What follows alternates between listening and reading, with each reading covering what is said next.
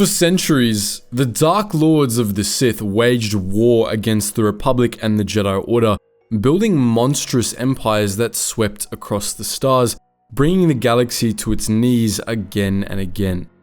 But by the late 2000s BBY, that part of galactic history seemed long over.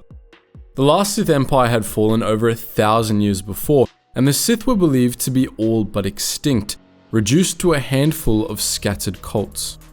In 2000 BBY, however, a lone ex-Jedi Master reopened the whole can of worms, starting 1,000 years of hell for the galaxy. His birth name was Phanius, but history knew him as Darth Ruin, and in this video, we'll be telling his story.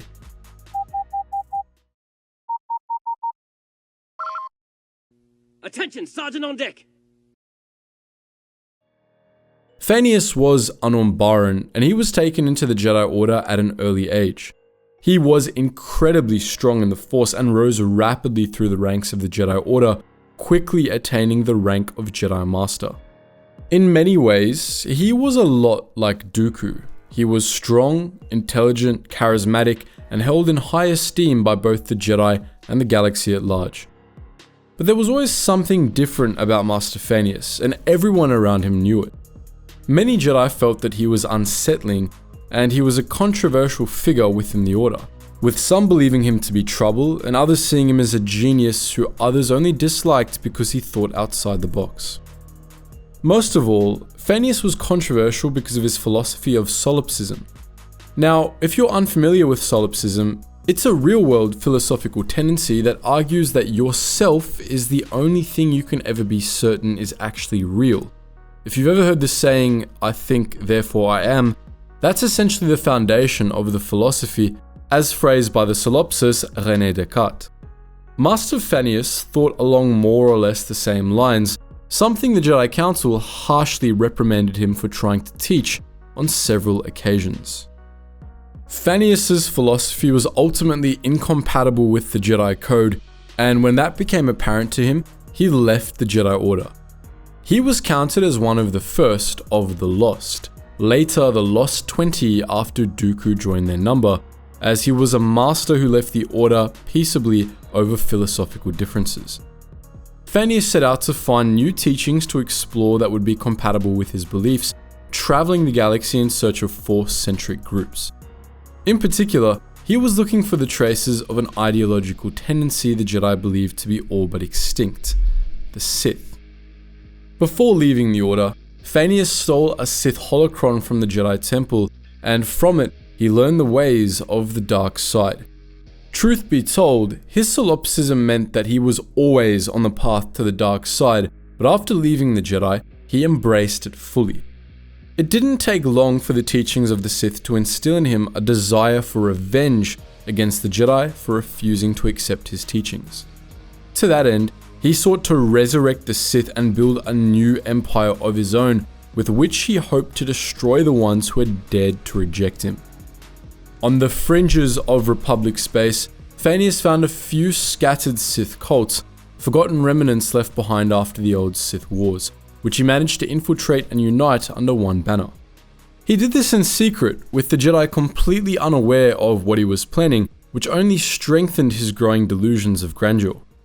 At the same time, he traveled regularly back into the Republic to meet with his old Jedi friends, who he slowly began to corrupt to the dark side.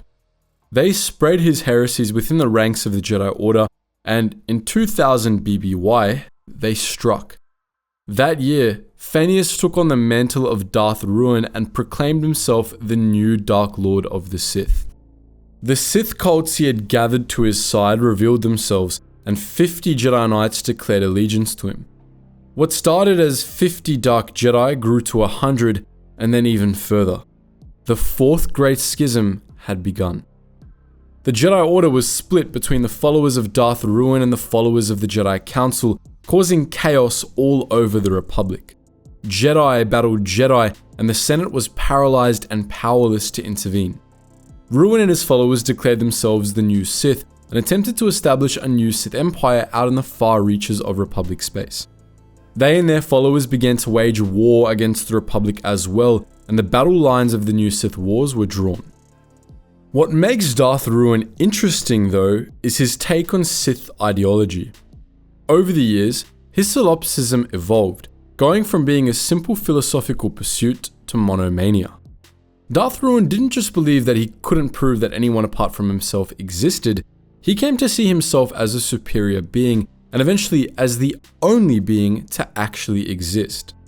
Everything else, he believed, was a creation of his conscious mind that existed only for his benefit. This madness aligned nicely with the individualistic teachings of the Sith, which promoted selfishness in the extreme. Darth Ruin codified his philosophy in the Creed of Darth Ruin, an alternative to the Sith Code that he preached during his reign as Dark Lord of the Sith. The creed is as follows: there is no passion, there is solely obsession. There is no knowledge, there is solely conviction. There is no purpose, there is solely will. There is nothing, only me. Why people even follow this absolute lunatic is beyond us, but Sith are gonna Sith, I guess.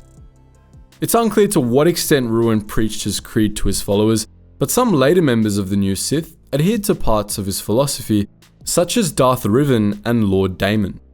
Nonetheless, his influence defined 1,000 years of Sith to come, as the new Sith were defined by being more extreme in their individualism and self-serving tactics than the old Sith had been. The Sith dynasty that Ruin found was fractious and tactically bankrupt, but it was also ruthless, relentless, and it spawned a long line of monomaniacs hell-bent on seizing as much power as possible. The details of Darth Ruin's life after the start of the new Sith Wars are practically non-existent, but we do know that he attempted to build an empire and conquered sizable chunks of the Outer Rim. His new Sith would go on to trouble the Republic and Jedi in 1,000 years of constant war, which would eventually bring the entire galaxy to the brink of complete civilizational collapse. But Darth Ruin didn't live to see much of the new Sith Wars. Despite being one of the most important Sith Lords in history, his reign as Dark Lord of the Sith was actually very short. As you might expect, he had nobody to blame for that but himself. Because Darth Ruin believed that he was the only thing in the universe that was actually real, he treated his followers really badly. He was notorious for sacrificing the lives of his disciples at a whim and never showing anyone the slightest hint of respect or gratitude, believing his followers to be non-existent, mere manifestations of his conscious mind. Ruin's followers, being Sith themselves, really didn't appreciate this treatment, and it didn't take long for a group of them to band together and assassinate him. Ruin never saw it coming. He never even thought to consider that another being could ever kill him. When Darth Ruin died, his would-be empire fractured as his assassins fought each other over who would get to be the next Dark Lord of the Sith. The new Sith splintered into many factions, and they would remain divided for over 900 years. But the new Sith would survive despite this internal conflict, and they would continue to make constant, uncompromising war against the rest of the galaxy. A war they steadily began to win. In that time, many claimed the title of Dark Lord of the Sith, seeking to lay claim to Darth Ruin's legacy, and many would suffer a similar fate as he did, slain by their own followers in a power grab. Darth Ruin was one of the most unique Dark Lords of the Sith. He wasn't just a vicious conqueror or an arrogant schismatic, he was the embodiment of power hunger and selfishness. And some Star Wars authors consider him to be the embodiment of pure evil. As a last out-of-universe note, Darth Ruin was actually who George Lucas thought of as the first Sith Lord.